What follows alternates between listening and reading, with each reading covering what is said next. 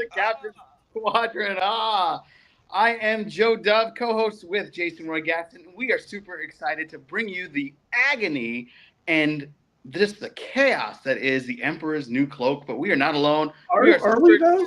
Oh yeah. We're super excited to welcome our guest from Trek Geeks all the way down south. Welcome, Bill Smith, to the Captain's Quadrant. How's it going? Hey guys, long time, first time. Great to be here. I think. Well, let me rephrase. It's great to be here with the two of you. Yeah. I wish it were under happier circumstances. Absolutely. All right, and if you notice, we are down a fellow. He is handling some business. There was a transport accident, and you can check out that new Tuvix that you'll see with the koala on our Instagram page. So be sure to check that out. It's the J6. And we're going to have Jason Roy Gaston be the producer today because I, if you notice, am on a remote mission myself. Be afraid. Yeah. Very afraid. And also, I just wanted to point out that I'm in the wrong spot. I'm in the hosting spot today, and I didn't want to say anything about it before we went on the air because now it's too late to do anything about it. Correct. Yes, that is correct. The show is yours, sir. It's a very Garrick thing to do. I'm out of here. I can't work with these conditions. I don't blame you. Bye, dude. All right, Jason, have you come up with your own synopsis for the show, this particular episode of The Emperor's New Cloak? Okay, so this is the first week of school, and my mind is like fried, and I completely forgot. But I can do it off the top of my head, so here we go. All right.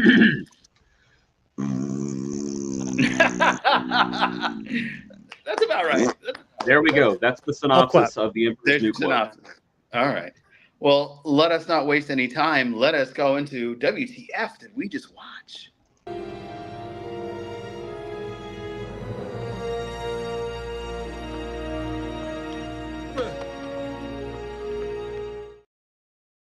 Indeed. I hear Patrick Stewart had a ball or two playing that role that day. I'm sure Bill came in and was like, "Wow, this is a very classy show."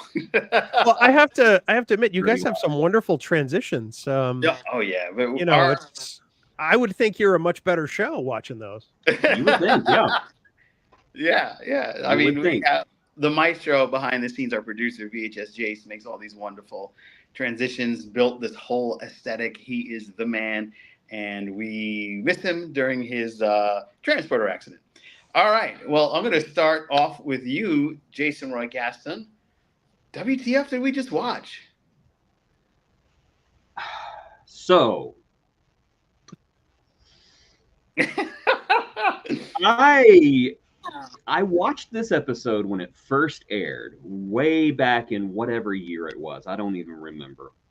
I was a fan of the Mirror Universe saga. I think it hit its peak with Shattered Mirror when the Terran Resistance built their own Defiant, and I was like, I can't wait to see what comes next. And then the next episode came out and it was bad, and I was like, well, I can't wait to see what they do next. And the next episode came out and it was bad. Well, I can't wait to see how they wrap it up. And it's the worst episode of Deep Space Nine ever. Wow, you think it's worse than Move Along Home? It's way worse than Move Along Home. No, Move Along Home is a great episode. Oh, wow. Compared to this, yes. Yes, no, in general, it's a great episode. Compared to this, yes. Yeah. Go ahead, Jace. Continue. There are types of bowel and obstructions that would be more entertaining than watching this episode. This episode, from beginning to end, is stupid. It's insensitive. It is just not funny. And every target that they aimed for, they not only missed, but the flaming arrow went out of bounds into an orphanage and caught it on fire. And you can, as the credits roll, you can hear the orphans inside screaming. Wow. Other than that, no strong feelings. No strong feelings other than that. I'm just saying that I'd rather take out an eyeball with a spork than ever watch this wretched excuse of an episode ever again. Wow. All right. I got a thumbs up. Did you see that? Did you see the thumbs up? I'm not the only one.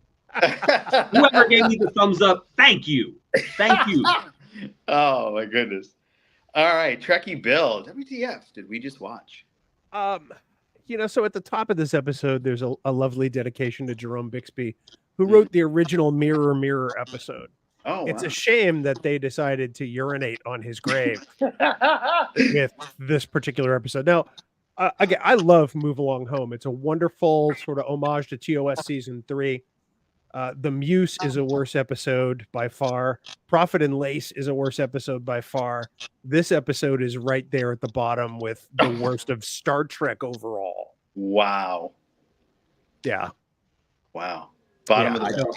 I don't think that people honestly talk about this episode enough No.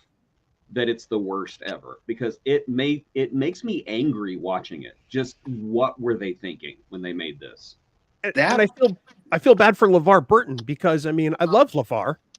He's a wonderful guy. He's great in Star Trek. He directed this episode, Yeah. and I feel like that they gave him the worst assignment ever. Yeah. Definitely tough. I mean, let me ask you guys, as a comedic standpoint, as a comedy episode, does it fare better? Does it have a better rating if you just think of it outside of Star Trek as a comedic piece?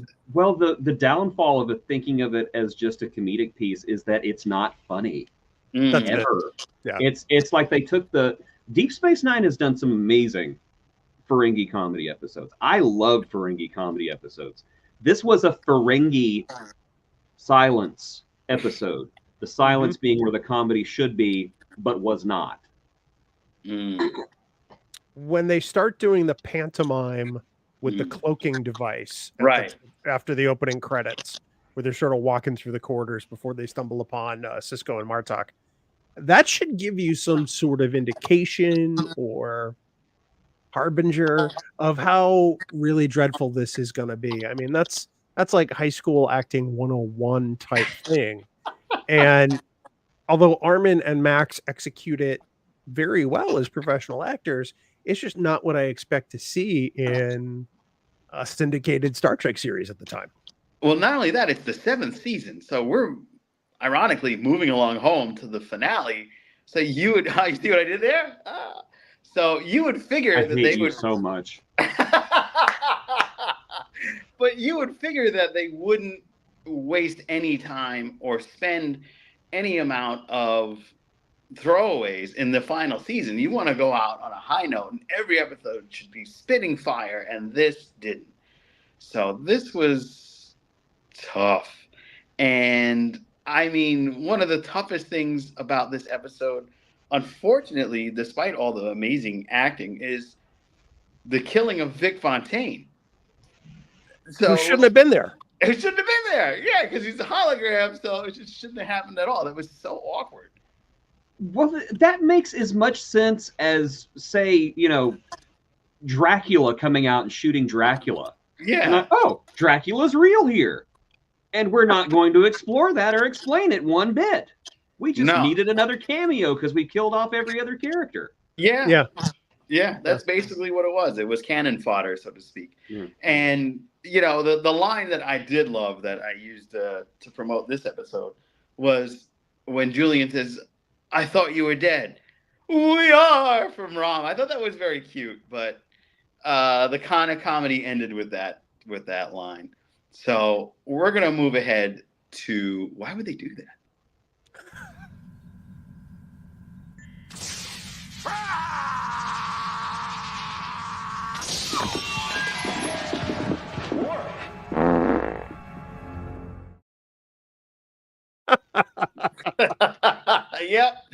Yep. The master at his best.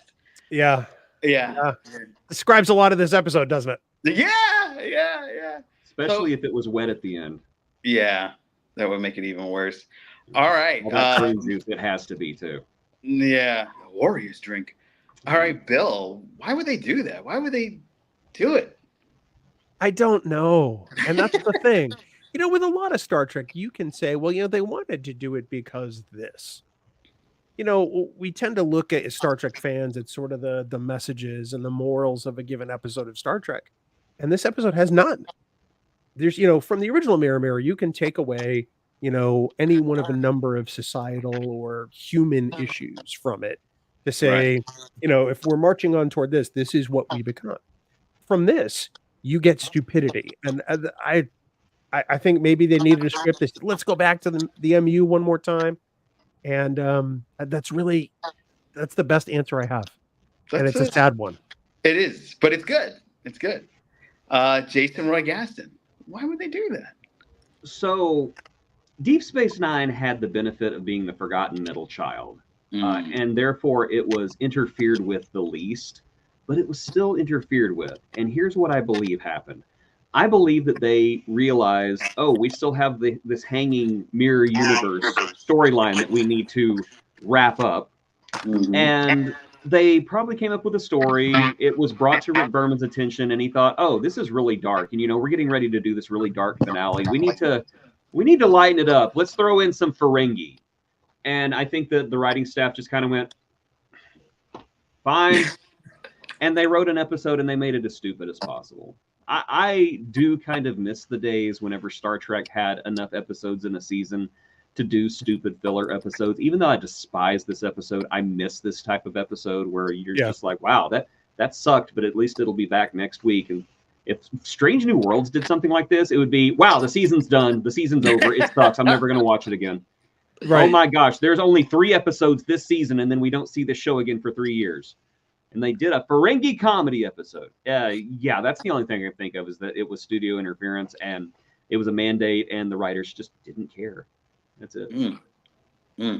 I think, aside from tying the bow on the mirror universe in this iteration of Deep Space Nine, I think they wanted to have Worf, a mirror Worf. We never got to see Worf in this state. He was the Klingon High Chancellor. He was the Emperor. And we did. So we did before? We did, yes. He was in Shattered Mirror. That was the first time we saw him like that. Regent Worf. Oh, that's right. Oh, yes, wow. Yeah, yes. Right. I forgot all about that because this traumatized me. Yeah. Because that was an awesome episode, and Michael Dorn was awesome in that episode. You're like, wow, Regent Worf, he's going to kick so much butt. I've been brought down by a Ferengi. Oh, man. Oh, rough. Hey, guys, in the comments, we're going to get to you momentarily, but we're going to keep the show going. I just want to add, why would they do that?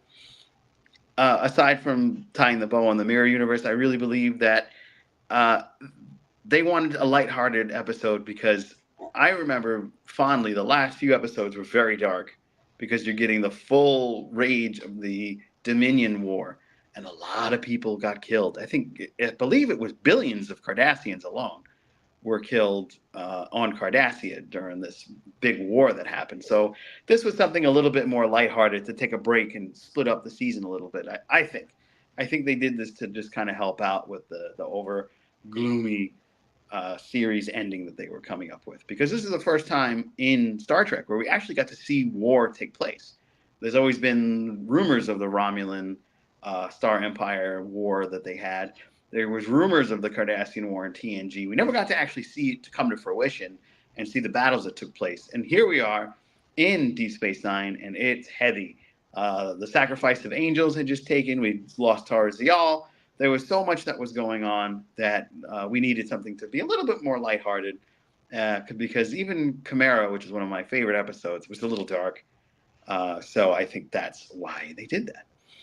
Let us hop into redeeming features.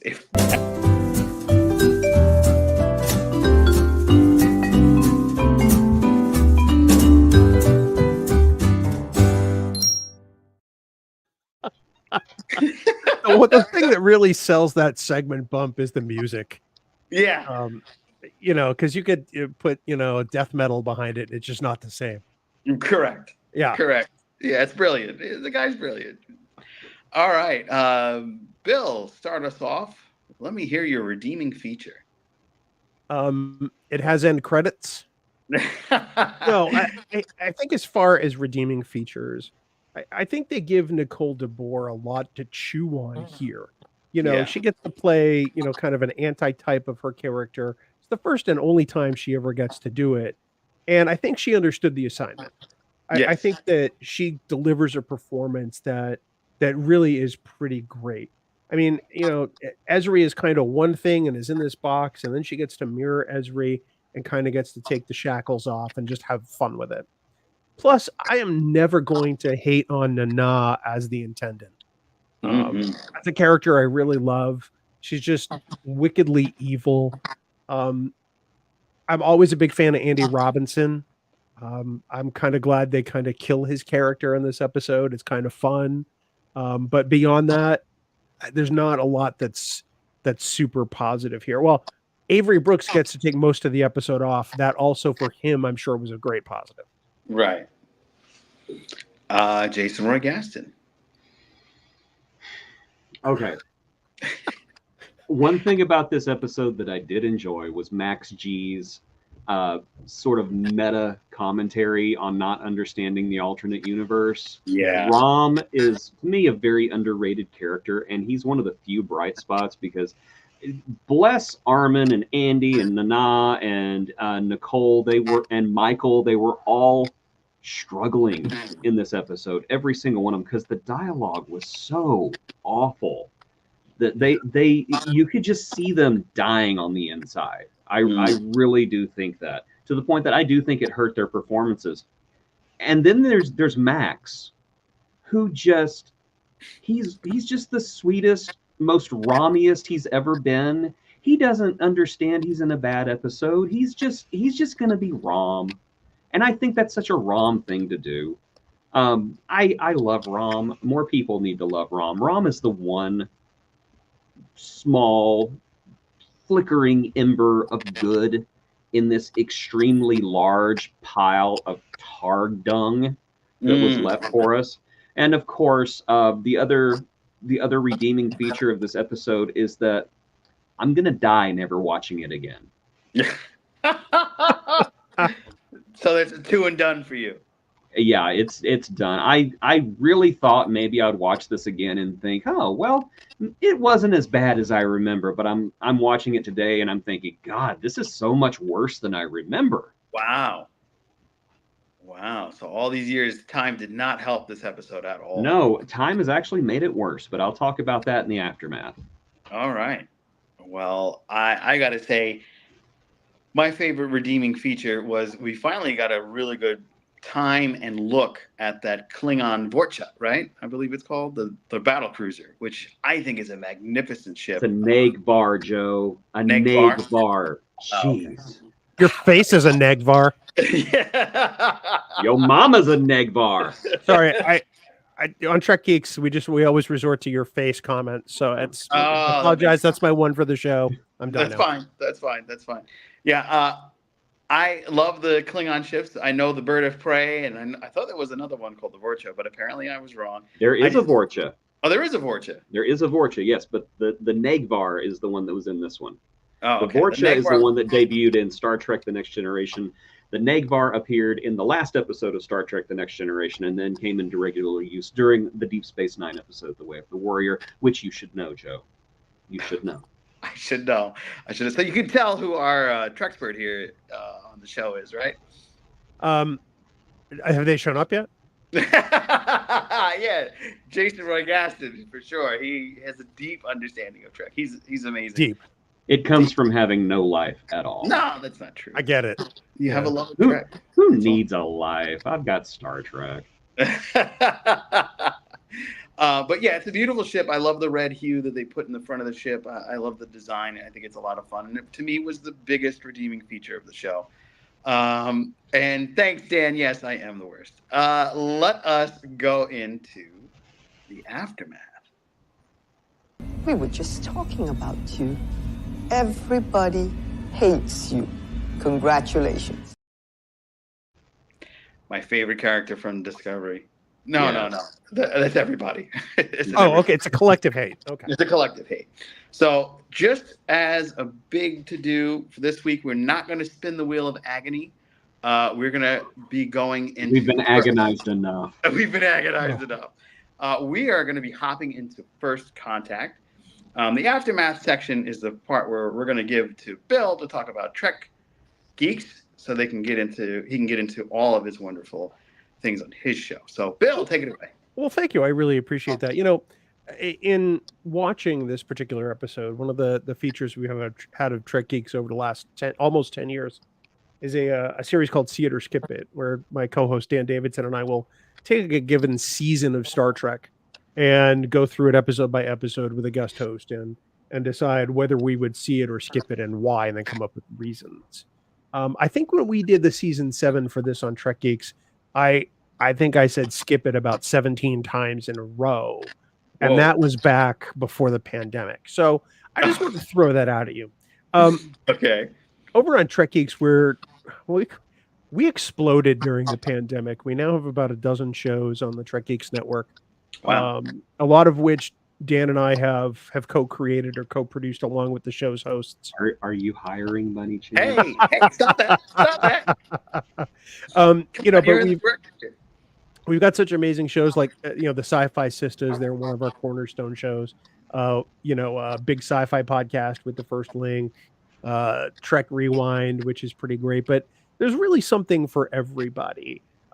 We've on Trek Geeks, the flagship show. We've just recently started doing live streams to our Patreons, which we then record and distribute as our episode. So we're looking to make a big announcement come January for our 10th anniversary. So I'll tease that a little bit, but people may be seeing our faces a whole lot more after the Trek Talks Telethon mid-January, which we also co-created. So wow, got a lot going on there.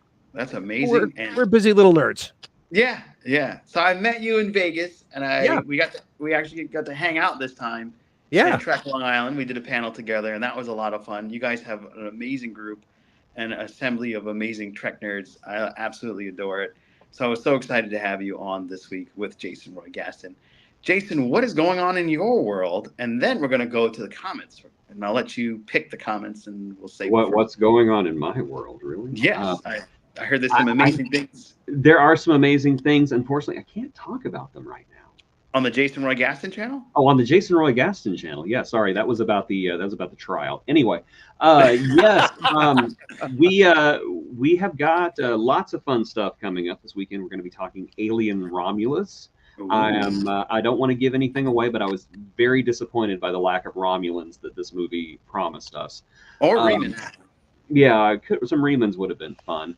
We're going to be talking later about Maximum Overdrive, the Stephen King movie that Stephen King hates. Oh, yeah. Of course, we're talking Avatar: The Last Airbender, X-Men 97. Some scandalous stuff went down in the last 24 hours. We're going to be talking about that. And, just the regular loony dumbness that's on my channel all the time. So please come join us. I am so desperate for validation and attention. You're doing great. Thank you. Yeah. Well, I had some exciting news to share. We have a new show called Section 31 and a Half Personnel Files. That's going to be dropping this Tuesday, where the big guy returns and VHS Jace gets to dive deep into his career and his mindset and everything that's on the brain. That's going to be coming out this Tuesday on the Captain's Quadrant channel. So be sure to come back Tuesday, and there's going to be more of those, as well as new Section 31 interview shows coming into the future. And we're hopping into First Contact. We're going back to the movies, guys. So next Friday, live on this very channel, we'll be hopping into the First Contact film. I have not seen First Contact in at least 6 years. I'm wondering if it holds up. I know. It's How did I draw this piece of crap episode? Yeah, I know. The funny thing is, like, I love rewatching Generations, Nemesis, and Star Trek 6, and then I'll go to Star Trek 2. But there's so much Star Trek content in the show, keeps me from watching. Like, I don't want to dive into everything, so I'll just the past 2 years that we've been doing the Captain's Quadrant, I'm like, let me just watch what we're watching for the Captain's Quadrant, and then if it comes up, we'll check it out. And that's what happened, and now we're going to be doing it. So very excited for that. When was the last time you guys watched First Contact? When I flew to Las Vegas for STLV a couple of weeks ago. Yeah, last week. Jason? Yeah, whatever it was. Yeah, for me, it was just like a month ago. I love that movie. Wow. Okay. Yeah. Well, whenever it was in theaters, I went back and saw it like 4 times. I loved it. And, I believe it holds up. Yeah, that's true. I definitely saw that. So the line must be drawn here. So I'm very excited. No further, and I will make them pay for what they've done. If you were any other man, I would kill you where you stand. Understandable. Yeah. Assimilate this. has some of the best memorable quotables in Star Trek. All right, Jason, let's go to the comments. Very well. Let's take a look and see what people are saying. First of all, My Figure Universe was some blasphemy. I still stand by the fact that I love this episode. Oh, wow. I call that a personal failing, but we love you anyway because we think you're a genuine dude. Fact. Damien J says, I really enjoyed this episode of DS9. Get out. Get out right now. So many bad takes. I know. No, I kid. Elaborate what makes you angry. My Figure Universe, I'm so glad you asked because I would be happy to. So this episode makes me angry, and this is going to sound so strange, because of the bisexual females. Wow. And this is why. This is just what I said whenever we talked about the Naked Now.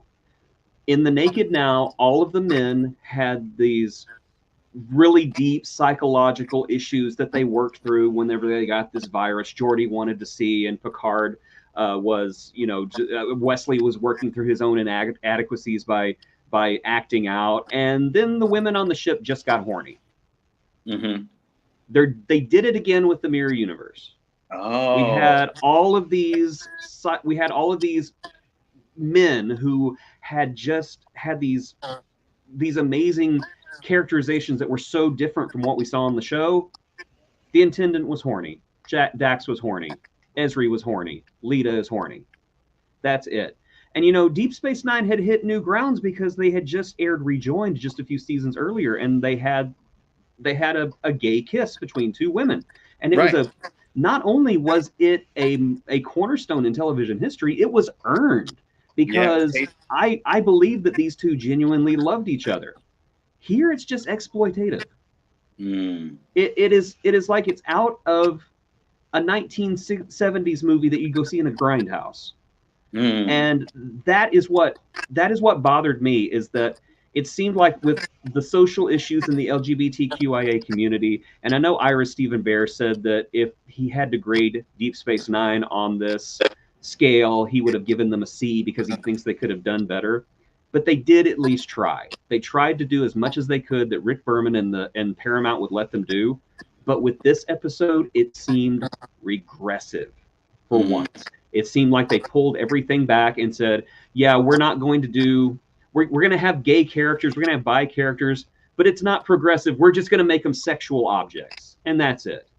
And of course, what are the pig Ferengi doing at the end? They're watching Lita and Ezri go off to probably go make out in the shuttle bay, and they're like, I really like this universe. Yeah. So that is what made me angry about this episode. And Dan Lombardo, it's awful. Hey! Yes, it is. There it awful is. fun to watch. Get out. Get out. I'm just kidding. Don't leave. Apparently Joe is just the worst.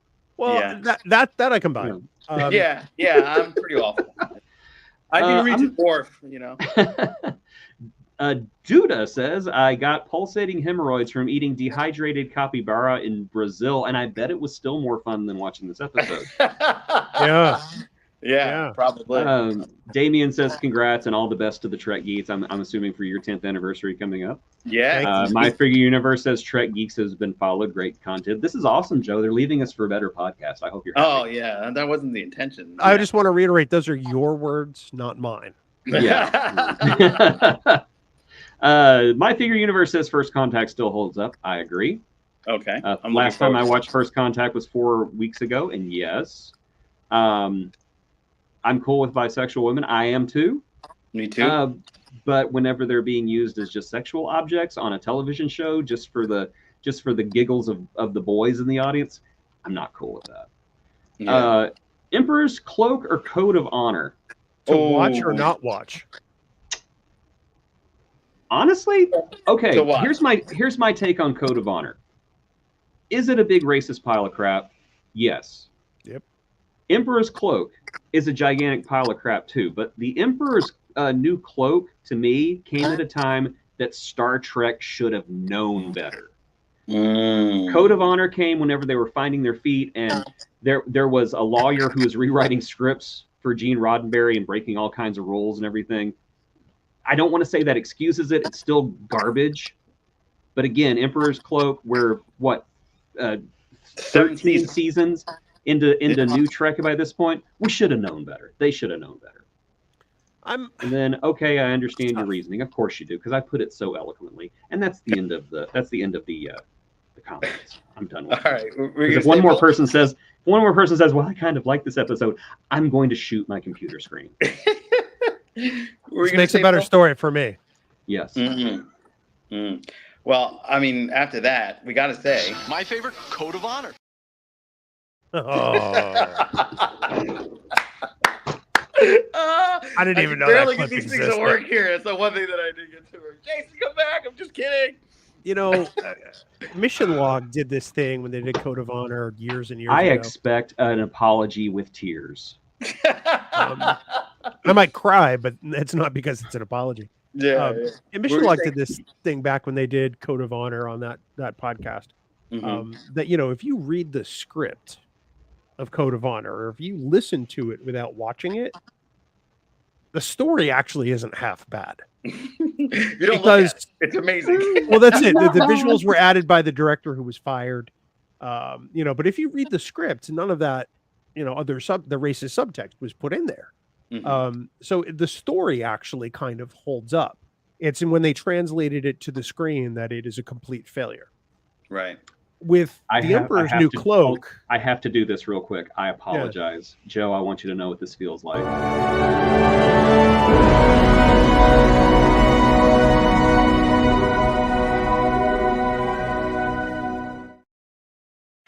Okay. It's annoying, isn't it? Yes, I get it now. With Emperor's New Cloak, there's just no story there. Right.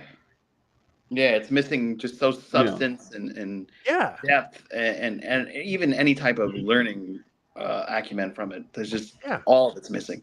Can I also say that all the characters are stupid? Yep. Like the Regent is stupid. Mirror Garrick is so stupid, it's astounding. If they wanted like a mirror opposite of Garrick, yes, he's stupid and obvious. How did the Klingons not have a cloaking device in the mirror universe? Yeah, that was my thing. Because they had them in one of the mirror universe episodes already. It was through the Looking Glass. Both the Klingons and the Cardassians had a cloaking device. And then all of a sudden, we don't have a cloaking device anymore. Look, we got bisexual women making out. Yay! Could you just say, I want to be a dentist like that? You never watched Rudolph? I want to be a dentist, yeah. Yeah, there was a lot to be left to the mirror universe. I kind of wish that it would have ended on a high note, but, you know, we didn't get that luxury. And the Regent is still alive. The Kira Nerys character made it through this whole time. The only character to survive. Do you think we'll ever get a backstory and in between of what happened in the Discovery universe to this mirror universe time? No. No way. No fill-in at all? No one cares. Literally, no one cares. And I think that sucks because whenever she was first introduced, I loved the Intendant. When he was first introduced, I loved the Regent. But they took all that goodwill and set it on fire over the last few seasons. And now if you say, hey, you want to know how the Regent and Intendant ended up on Star Trek? People would say, who? Who's that? Yeah. So no, it will never happen. And I honestly don't give a damn. Do you think we'll ever go back to the mirror universe again? I think it's almost guaranteed. You know, originally they wanted to do 10 of the 13 Discovery episodes in season 1 in the mirror universe before Brian Fuller was let go. That would have a little much for a first season show, though, you know. So I think they can't help themselves when it comes to the mirror universe for some reason. Right. You know, I was surprised that we've been there at all, like in the Discovery finale, but okay. You know, I'm sure it's going to happen. That's I would be very surprised if it doesn't happen because Star Trek loves returning to its wells, And it just seems to me, whenever Kovich told Giorgio that, there's been no contact with the mirror universe for 700 years. Yeah, maybe he was letting her know she was alone, but on the other hand, maybe it's setting up something for later. Maybe we'll see something in Starfleet Academy. I don't know. Or Section 31. Yeah, or Section 31. Section 31. Yeah, we'll see some flashbacks or something. I think that's a guarantee. We could see something in Lower Decks for all we know. Oh, imagine the whole 5th season of Lower Decks is or even just universe? one episode. I almost think they can't help themselves. Well, we did have Mirror Universe on the holodeck that one time, right? Which was pretty fun. But yeah, Mirror Universe, like an actual Mirror Universe episode, would be kind of fun. Yeah, especially the hilarity of Lower Decks, and of course we have the new Star Trek comedy series coming out. With Tawny Newsome. We could do do we think that's going to be a live action Lower Decks type of thing, or I would be very surprised if we don't see Tawny Newsome reprising her role as Mariner on it.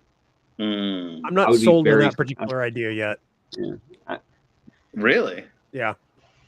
Well, how come? I don't know. Maybe because we haven't done live action comedy before. I mean, if anyone could do it, Tawny and Justin can. I'm not sold on the concept yet. I don't know. It didn't grab me like the same way it grabbed other people. I'll watch. I'll make up my mind then. But right now, I'm just not sold on it. Wow. I mean, I did forget though. I got to point something out. We forgot that we did journey back to the Mirror Universe in the TNG era on Prodigy. Oh yeah. We did. We always forget about poor Prodigy, but yes, we got Mirror Janeway and Mirror Chakotay. We did. We got the Voyager Mirror Universe finally. Yes, we've never seen that before. That's a good point. Very, very well brought back up. I think it is an amazing opportunity to me to have a comedic show to kind of maybe go back and close some loops that have been left in Trek, like that alien species that bothered Enterprise randomly that one time, and then we never saw them again.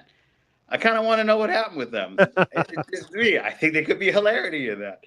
Some people might think it called cringe. I don't know. To me, I think it would be pretty fun. You could cringe for you. Do we really need answers on that though? Couldn't we just live with the fact that it's just a bad episode? I think it'll be interesting to see. Why do we want to revisit bad episodes?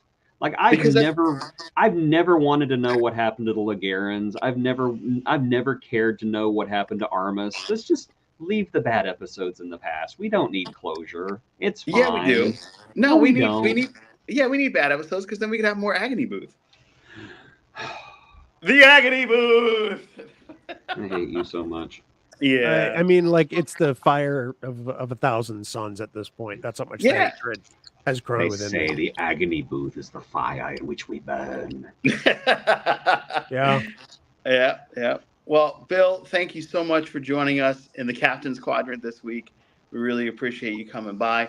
If you're hanging out with us for the first time, please be sure to like, share, and subscribe. That helps us so much in the wonderful world of YouTubes and all the other universes that podcast our show.